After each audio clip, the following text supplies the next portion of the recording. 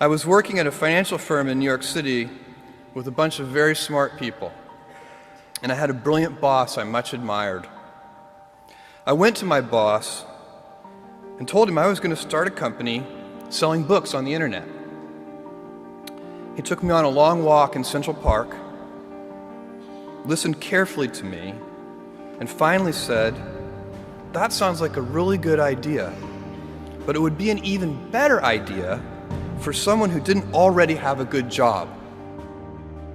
You can have a job, or you can have a career, or you can have a calling. And if you can somehow figure out how to have a calling, you have hit the jackpot, because that's the big deal. I met Jeff Bezos 25 years ago, and he told me, "Dave, I want you to invest in my company." "What are you doing?" "I'm gonna start a bookstore in my garage."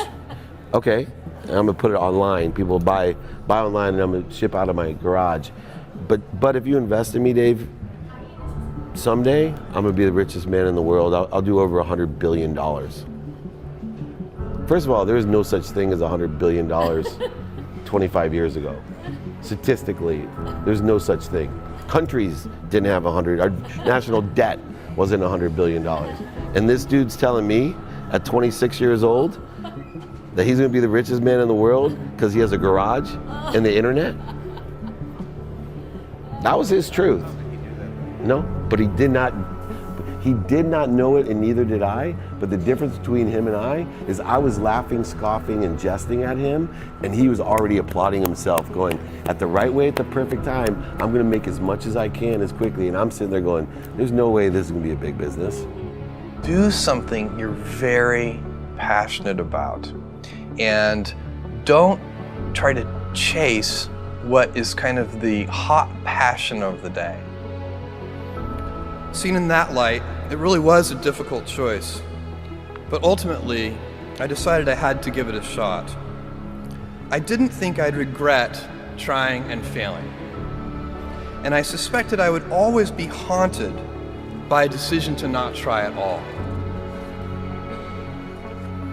After much consideration, I took the less safe path to follow my passion, and I'm proud of that choice. As a young boy, I had been a garage inventor. I'd invented an automatic gate closer out of cement-filled tires, a solar cooker that didn't work very well out of an umbrella and aluminum foil, baking pan alarms to entrap my siblings. I'd always wanted to be an inventor, and she wanted me to follow my passion. There's a military phrase that I especially love, and it says, "Slow is smooth and smooth is fast." And I have seen that in every endeavor I've ever been in. That's the kind of thing that really allows you to make progress. You know, you get certain gifts in life and you want to take advantage of those, but I guess my advice on adversity and success would be to be proud not of your gifts, but of your hard work and your choices. So, you may be, the kinds of gifts you get in life, you might be really good at math. It might be really easy for you. That's a kind of gift. But practicing that math and taking it to the next step, that could be very challenging and hard, and take a lot of sweat. That's a choice. You can't really be proud of your gifts because they were given to you. You can be grateful for them and thankful for them. But your choices, you choose to work hard. You choose to do hard things. Those are choices that you can be proud of. You can choose. We all get to choose our life stories, and it's the choices that define us, not our gifts. Everybody in this room has many gifts. I have many gifts. You can never be proud of your gifts because they're gifts. They were given to you. You might be tall, or you might be really good at math, or you might be extremely beautiful or handsome, or there are many gifts, and you can only be proud really of your choices because those are the things that you are acting on. And one of the most important choices that each of us has, and you know this just as well as I do, is you can choose a life of ease and comfort, or you can choose a life of service and adventure. And when you're 80, which one of those things do you think you're going to be more proud of?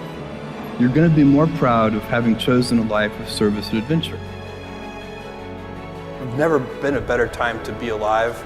I mean, it's just incredible the amount of inspiration that the world generates for me, and I think for a lot of people. It's insane, the amount of change and invention and opportunity.